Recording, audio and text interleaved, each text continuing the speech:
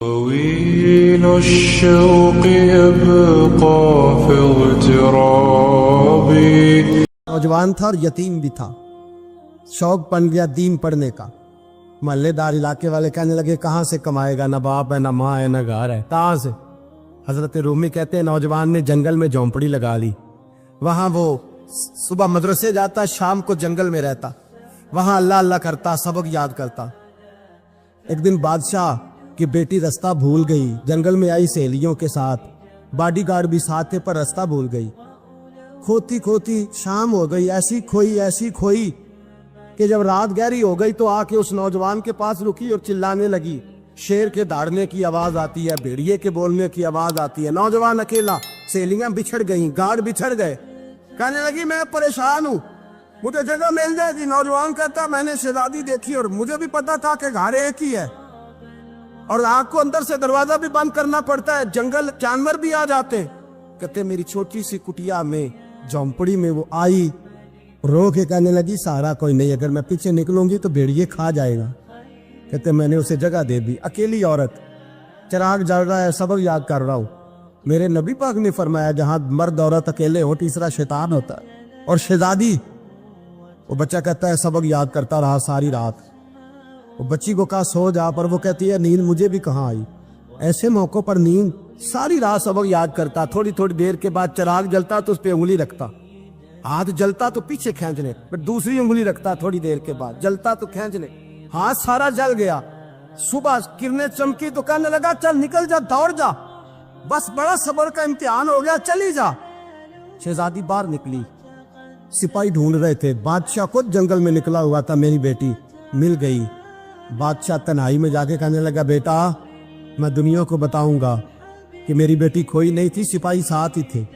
یہ بڑا مشکل ہوتا ہے, بیٹی تو بھول کے بھی رات کہیں رہ پڑے تو لوگ جینے نہیں دیتے, تو بیٹا مشکل ہو جائے گا میرے لیے. کہاں تھی؟ اس نے کہا نیک نوجوان کے پاس. اس نے کہا بیٹا میں تو تیری بات مانوں گا پر دنیا نہیں مانے گی. اگر اس نوجوان نے کسی کو بتا دیا کہ تو اس کے پاس تھی تو پھر لوگ میرا جینا محال کر دیں گے. بیٹا میں مر جاؤں گا, میری مجبوری یہ ہے کہ وہ کہیں راز نہ اگل دے وہ نوجوان, اسے قتل کرنا پڑے گا. عورت نے منتیں کی, اس بیٹی نے کہا میرے محسن کو مارو گے, روئی. اور وہ کہنے لگا میں بادشاہ, وہ میرا اپنا وقار ہے, میں اس کو چھوڑ نہیں سکتا. گرفتار کر لائے سپاہی. وقت طے ہو گیا سزا کا. اکیلے کار کوٹری میں رکھا گیا, جو اس کے خاص اعتبار والے تھے ان کی ڈیوٹی لگائی. بادشاہ نے بلایا, پہلے بلم آیا. عورت کہنے لگی, بیٹی کہنے لگی ایک دفعہ تو بلاؤ نا, ایک سوال بس پردے میں رہ کے پوچھنا ہے, اور پھر جو آپ کا جی چاہے. میرے محسن کو مارنا تو ہے تو مرضی آپ کی. سامنے کھڑا کیا نوجوان, پردے کے پیچھے عورت کھڑی ہو گئی. بادشاہ بیچ بیٹھ گیا. بی بی کہنے لگی ساری رات بیدار میں بھی رہی, سویا تو بھی نہیں. وہ جو تو چراغ کے قریب ہاتھ لگا کے جلاتا تھا وہ سمجھ نہیں آئی. نوجوان رو پڑا, کہنے لگا کیا کروں, میں نے رسول اللہ کا دین پڑھا ہے, کیا کروں, میں نے حضور کا دین پڑھا ہے.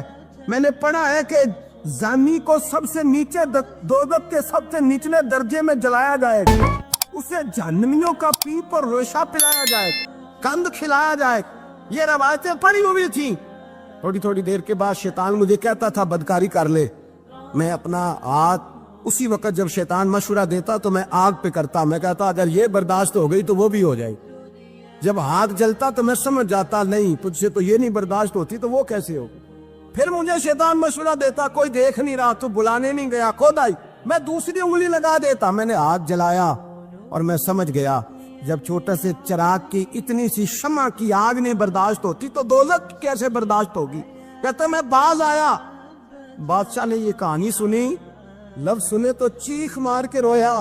کہنے لگا او طالب علم, تو میرے نبی کا سچا غلام ہے, اور میرے رسول کے جو سچے غلام ہوتے ہیں انہیں پھانسیاں نہیں دی جاتی, انہیں تخت پر بٹھایا جاتا ہے.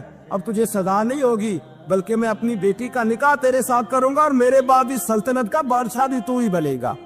اب وہ نوجوان وہاں نعرے لگا رہا ہے, کہتا لوگو تم مجھے کہتے تھے دین سے کیا ملتا ہے, دین سے تو اللہ تخت و تاج بھی عطا فرما دیتا ہے. اگر نوجوان شرم و حیا والے بن کے رہے اللہ ساری عزتیں دے دے گا. دیکھیں نا اللہ کے فضل سے عزت ملتی ہے, اور جب کوئی عزت داروں جیسا کام ہی نہ کرے. ایک بات اور عرض کرنی ہے پر وقت تھوڑا رہ گیا. جوانوں, میں نا جب کبھی پریشان ہوتا ہوں نا تو میں یہ والی بات کھول کے پڑھتا ہوں والا، یہ بات ڈھارس بندھاتی ہے، ڈھارس توانائی دیتی ہے، پورا مضمون باندھا ہے۔ اعلیٰ حضرت کہتے ہیں بے روپیہ تھا مداری، روح بدل بدل کے دکھایا کرتا تھا، بادشاہوں سے انعام لیتا تھا۔ ایک دن اورنگزیب عالمگیر کے پاس آ گیا، کہنے لگا میں روح بدلوں گا، اگر آپ پہچان نہ سکے تو میں انعام لوں گا۔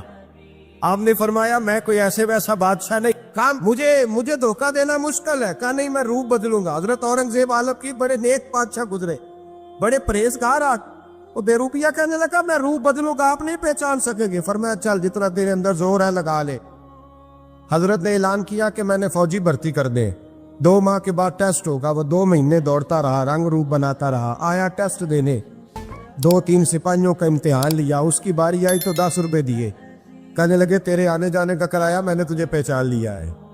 کچھ دنوں کے بعد جانے لگے سفر پر تو بھکاری آ گئے خیرات مانگنے، اس نے بھی سارے منہ پر سیاہی مال لی، کپڑے پھاڑ لیے، سر کے بال مڈا لیے، پگے تک کٹا لی، بدرنگ ہو کے آیا، کاسا آگے کیا تو حضرت نے 10 روپے ڈالے، کہنے لگے تیرے آنے جانے کا کرایہ میں نے پہچان لیا ہے۔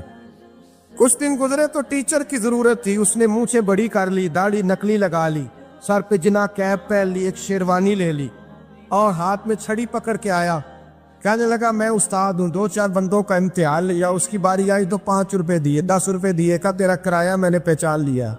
2 سال گزر گئے، وہ جب بھی آتا حضرت پہچان لیتے۔ ایک دن سفر پہ جا رہے تھے، بہت بڑا لشکر تھا، جہاد کرنے جا رہے تھے اورنگزیب عالمگیر، تو دیکھا ایک پہاڑی ہے، پہاڑی پہ لوگ جا بھی رہے ہیں آ بھی رہے۔ اورنگزیب عالمگیر پوچھنے لگے یہاں کیا ہے؟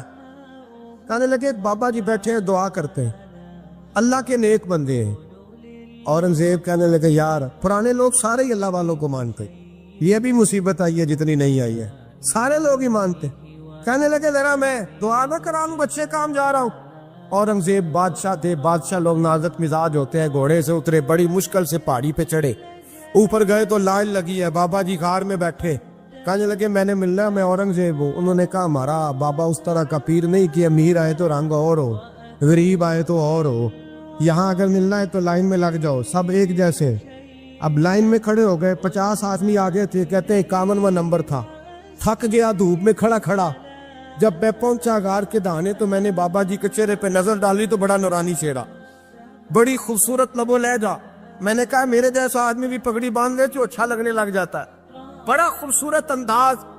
کہتے ہیں میں ان کے پاس اتحیات کی حالت میں بیٹھ گیا، میں نے کہا حضور میں جا رہا ہوں جہاد کرنے، دعا کرنا۔ بزرگوں نے ہاتھ اٹھائے، اللہ اس کی مدد فرما، دین کو غلبہ عطا فرما، اسے دین کا سچا